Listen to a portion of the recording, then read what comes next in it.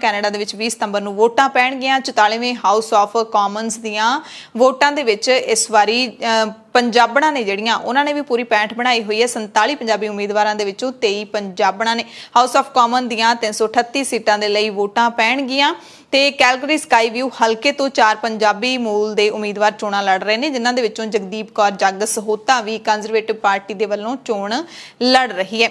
इस तरह Brampton south दे विच तिकोणा मुकाबला बनया होया। इत्थे तिन्ने जिहड़े पंजाबी चोण मैदान दे विच नितरे होए ने तिन्ने पार्टियां दे वल्लों कंजरवेटिव दे वल्लों रमनजीत सिंह बराड़, एनडीपी ਵੱਲੋਂ ਤੇਜਿੰਦਰ ਸਿੰਘ ਤੇ ਲਿਬਰਲ ਪਾਰਟੀ ਦੇ ਵੱਲੋਂ ਪੰਜਾਬਣ ਸੋਨੀਆ ਸਿੱਧੂ।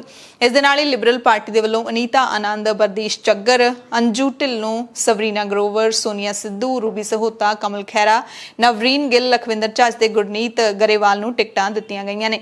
ਐਨਡੀਪੀ ਨੇ ਵੀ ਟਿਕਟਾਂ ਦਿੱਤੀਆਂ ਨੇ। ਰਾਜਪ੍ਰੀਤ ਕੌਰ, ਰਾਜੀ ਧੂਰ ਅਤੇ ਗੁਰਪ੍ਰੀਤ ਗਿੱਲ ਨੂੰ। ਐਨਡੀਪੀ ਜਗਮੀਤ ਸਿੰਘ ਵਾਲੀ ਪਾਰਟੀ ਹੈ। ਕੰਜ਼ਰਵੇਟਿਵ ਪਾਰਟੀ ਦੇ ਵੱਲੋਂ ਜਗ ਸਹੋਤਾ, ਟੀਨਾ ਬੈਂਸ, ਮੇਧਾ ਜੋਸ਼ੀ, ਪ੍ਰੀਤੀ ਲਾਂਬਾ, ਇੰਦਰਾ ਬੈਂਸ, ਸੁਖੀ ਜੰਡੂ ਅਤੇ ਜਸਵੀਨ रतन जड़ियां वो टक्कर दे रही ने अपने विरोधी उम्मीदवारों।